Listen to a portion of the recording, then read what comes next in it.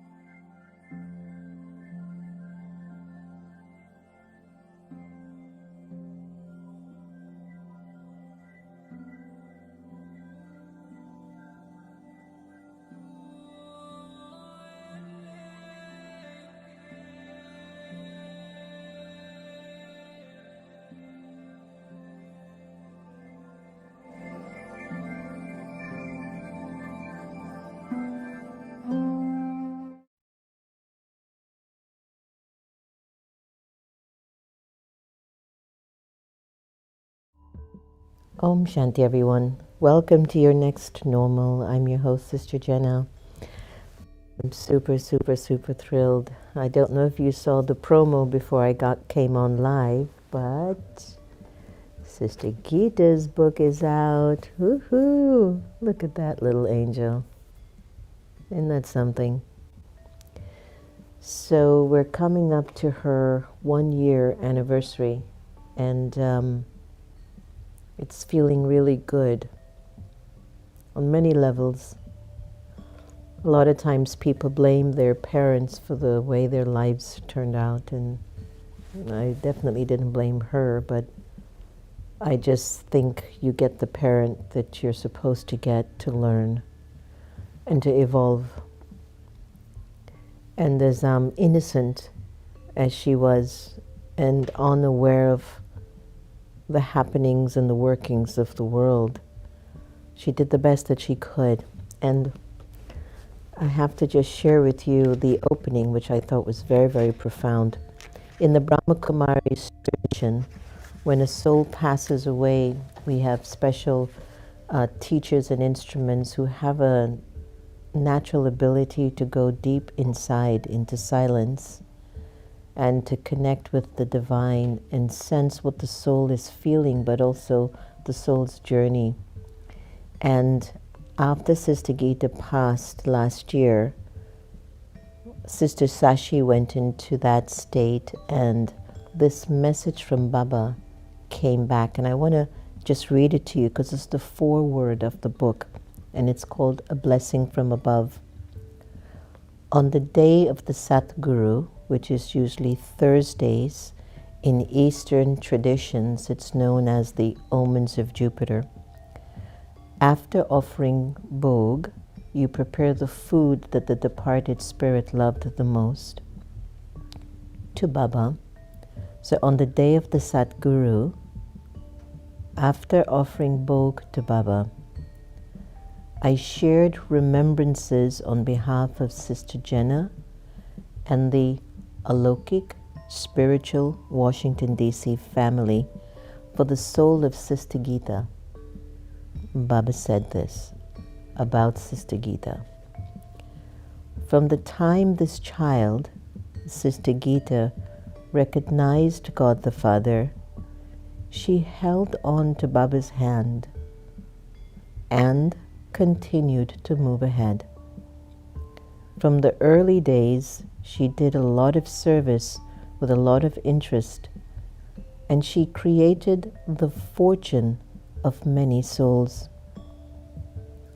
At the end, her body, the chariot, was playing games in different ways. However, she constantly remembered Baba, Baba, Baba. She also had special love for Madhaban, which is the headquarters of the Brahma Kumaris, and had many experiences whenever she visited. Child Jenna, too, has special experiences with God the Father and became an example by paying full attention to both her relationships and responsibilities, as well as her spiritual relationship and responsibilities. Until the end, child Jenna supported Gita, and it was the great fortune of the child Gita that the divine spiritual family gave her such beautiful cooperation. Sister Gita's soul, she's carrying with herself the account of charity. And in the future, for her future life, the soul will give experiences to others using this account of charity. Means she did a lot of good. So in the future, the soul will give experiences to others using this account of charity, good wishes, and powers that she accumulated from the Father. Baba then gave remembrances to all. Om Shanti. It was just absolutely a great message. It's available on Amazon now.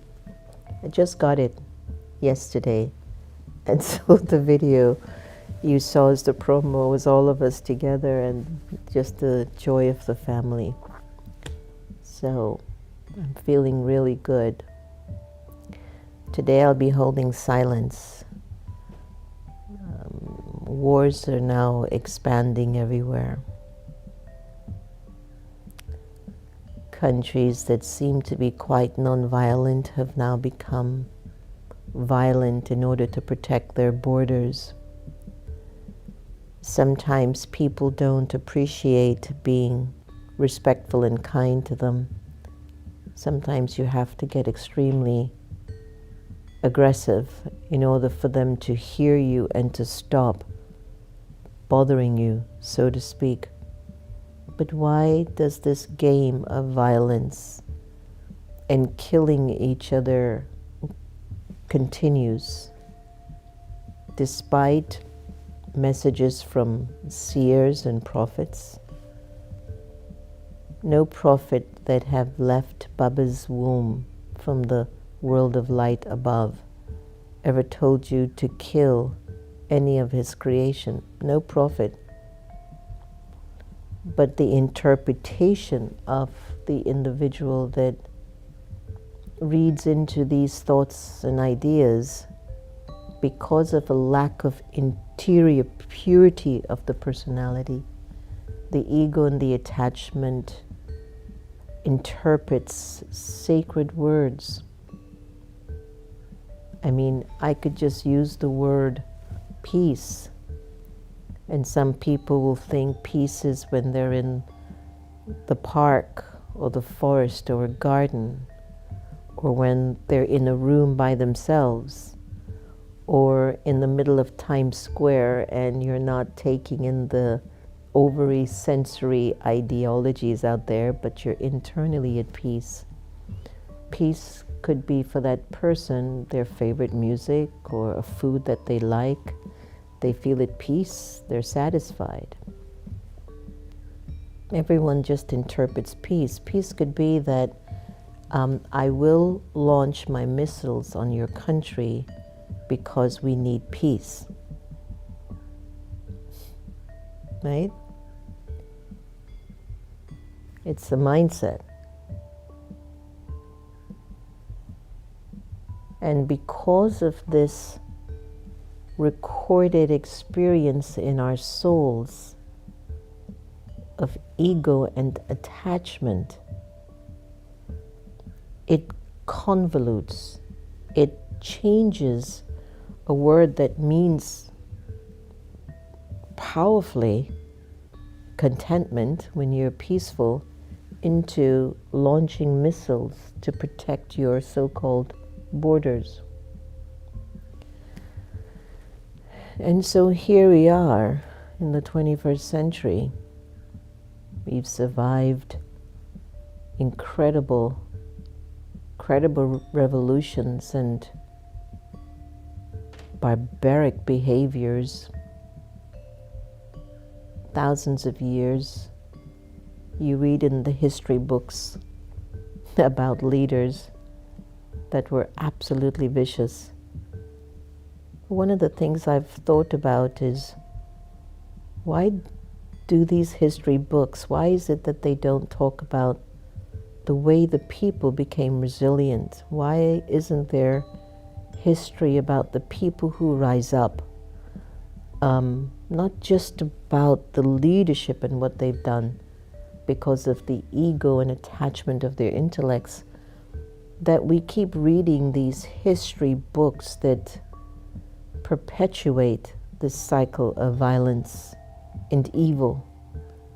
What about the history of those who rose up? And yes, Mahatma Gandhi, yes, Martin Luther King, yes, there are those. But what's interesting is, even though they stood for truth, Jesus, you get this recording in your consciousness if you're not careful. If you stand for truth and good, you'll be murdered or crucified. And so subtly you have to wonder if being good pays off. Subtly. And then you wonder if that's why people continue to, keep redoing this violence upon violence with each other, because subtly there's a mindset, despite what the prophets have said, despite what the scriptures have said. I don't know if there's a recording that people feel good doesn't prevail.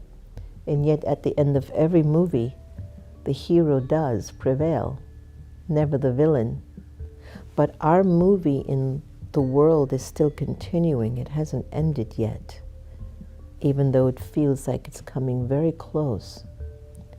Whether you're in India, Pakistan, Russia, Ukraine, Africa, America, wherever you are, in Central America, South America, there are people in certain countries who just can't find their inner healing. And it's not just the leaders. As is the king, so are the citizens. The world needs inner healing. Are you at peace when you sit with yourself? Are you contented with the choices that you've made so far with your life? Have you achieved in this incarnation what you think you should have achieved or could have or still can? But are you at peace, and have you healed your soul? And when I look at healing of the soul, I look at acceptance and forgiveness, and that I will pay attention that I don't make the same error against my spirit. I forgive me, and I accept what has taken place. But that doesn't give me permission to continue with the same behavior. I've said this before. What's omnipresent is algae, my acronym: anger, lust, greed, attachment, ego. That is omnipresent. But God was supposed to be omnipresent, not algae.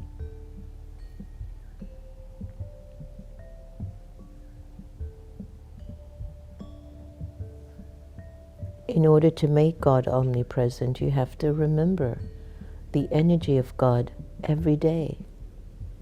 You have to think of the energy. You have to feel the energy.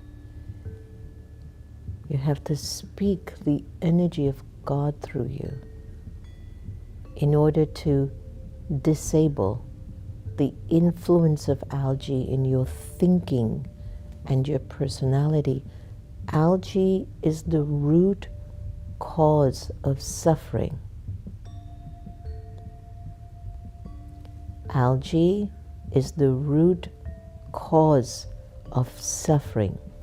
Anger, lust, greed, attachment, and ego is why you and I will wake up not feeling satisfied with our existence, even though life is a privilege. Yet there's a reason why the soul entered these 5 senses. It's to have experiences. There will be victories, there'll be defeats, there'll be happiness, there'll be sorrow, there'll be beauty, there'll be ugliness, but it shouldn't stay in this negative state. It should be something like you go through and then you move on. It's life. But the period that we're in now, which we can see it's coming to a close, the end of this Iron Age. Iron Age is an age where the algae has consumed soul's personality. And so they think and make choices based on feeding the algae within the personality, which means it doesn't support the whole, only the algae, which is a recording in the soul. Anger, lust, greed, attachment, ego. And so when we're caught up in this cycle, we might get a little glimpse of divinity or God. Maybe we'll see a newborn. Maybe we'll see a cute animal. Maybe somebody will say something that inspires us. We get a glimpse of God.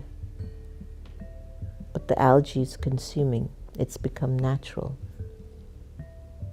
In the teachings of the Brahma Kumaris, peace, love, truth, joy, and purity, that is to be natural in your personality. When you think from that place. When you speak from that place. But when you make your choices, it comes from God. Love, peace, purity, truth, joy is God. And all the prophets and all the children of God that was sent down told us to live our lives like that. And the only thing that's stopping us is this force of algae in our consciousness. And that's why the world is such a mess right now. It's not a leader, it's not a president, it's not a prime minister, it's not a terrorist, it's not Muslim, it's not a Jew, it's not a Christian. There's algae in every one of them. Every one of them have algae in them. And if we can take the algae out by somehow initiating almost like a global order, remember God with love.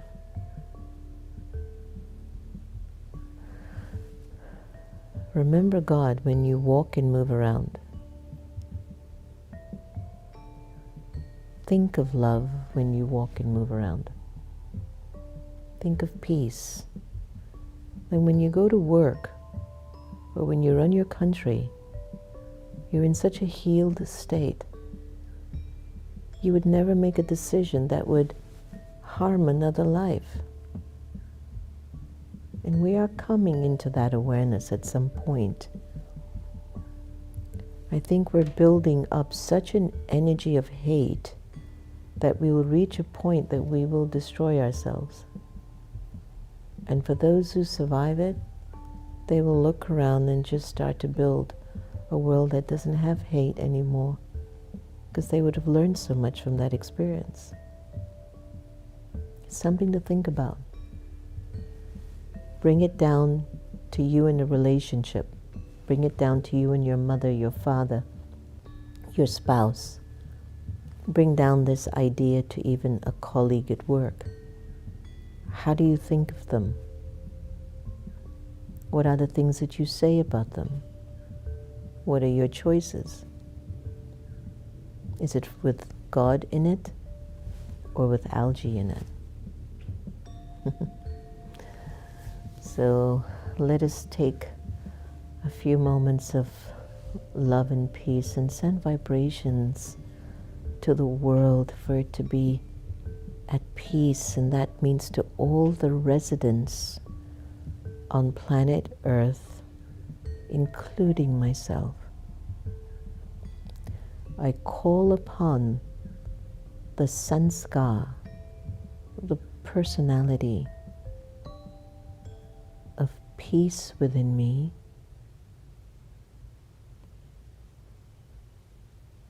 love, purity, wisdom. I call upon these assets within, powers in my nature, the true identity of the soul.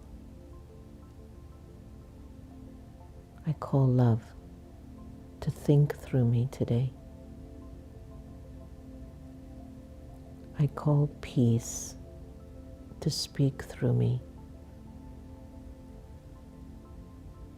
I call purity to be in my eyes and in my every step. I call wisdom to guide me to not give sorrow or take sorrow.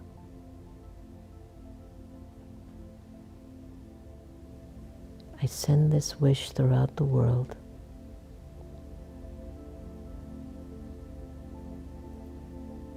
For all 8 billion plus living beings, human beings.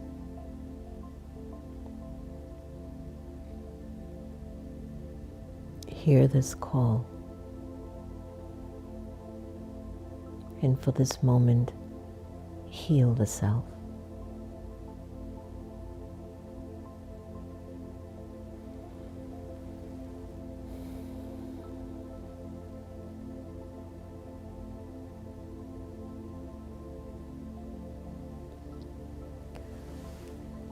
Om Shanti. So,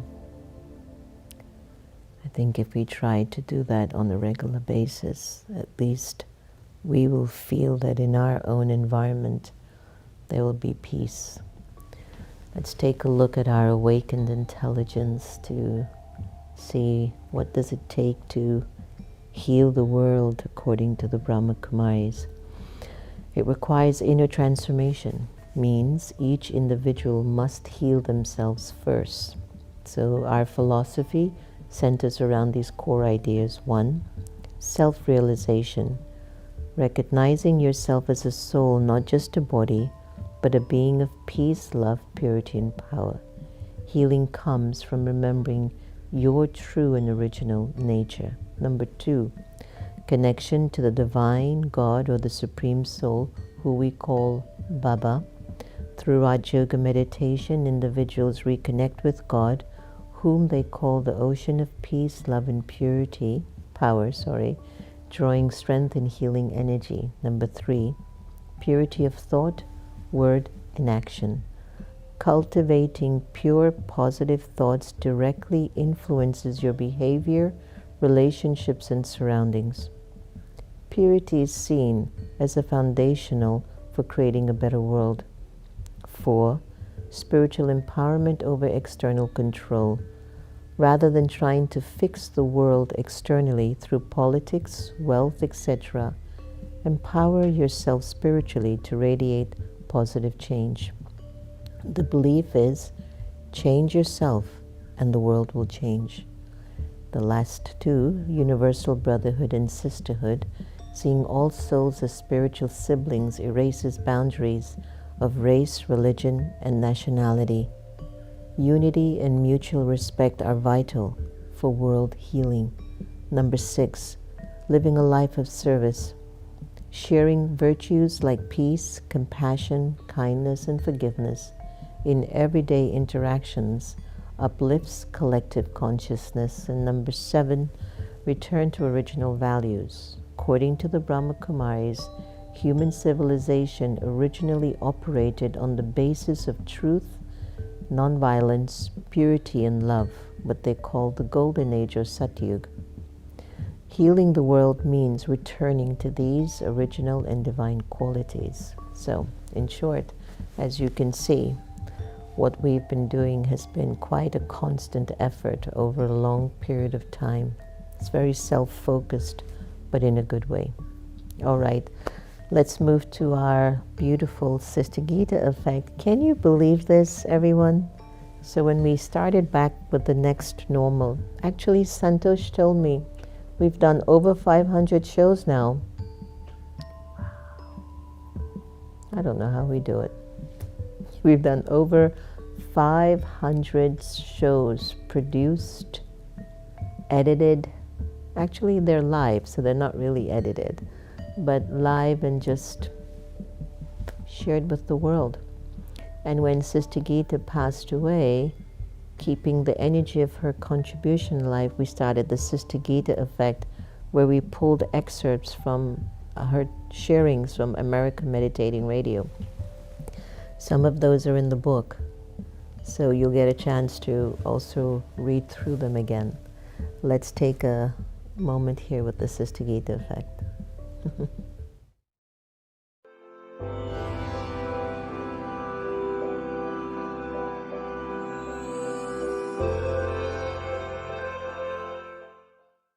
The topic is perception. It is our understanding of a particular situation in the right way or otherwise.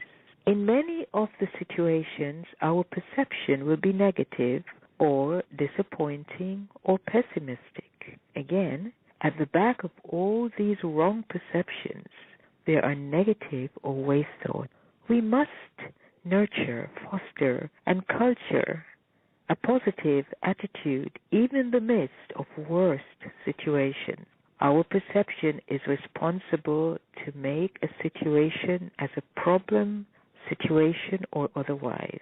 Problems do not lie in situation. Problems are hidden in our attitude and perceptions. Human nature, in its original and natural nature, is positive. Positive and pure thought are food for the mind and soul. We must train ourselves to think positive. In course of time, our perceptions will change accordingly. Here is an example.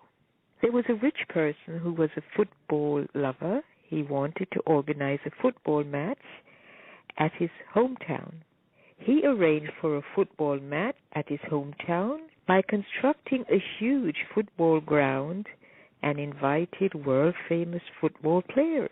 There were 22 players, 11 on each side. There was a festive look everywhere, and the people were enjoying the match. When the match was in progress, his only son, who was sitting by the side of the father, told his father that he was a miser. The father was surprised. He asked his son, "Why do you say that I'm a miser when I have spent so many thousands of rupees," that's the Indian currency, "to organize this match, and the people are enjoying the match so much?" His son responded, "See, look at that, father. Are you not seeing that 22 players are chasing only one ball? Why should you not supply some more footballs to them?" The perception of the father and the son is different. One is very happy and the other is unhappy because of a perception. Thank you. Have a wonderful day. Om Shanti.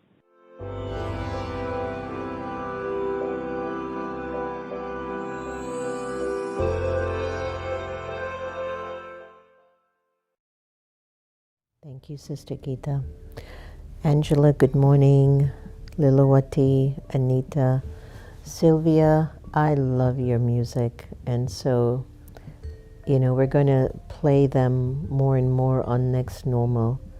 So we'll expand Baba's love through song. Shobha, good morning. Om Shanti. Good morning, Sister Jenna. Kailash, Om Shanti. Thank you. Yukti, Om Shanti. Indu and Nirmala, it's good to have you on. Hi, beautiful, touching and inspiring, lovely Sister Gita. Hi, Tamala, nice to have you on. Thank you for joining us today. Wishing everybody lots and lots of good wishes and pure vibrations. Please take care of one another and be kind and respectful. It's the only way to live. Om Shanti. Bye-bye, everyone. Have a great day today.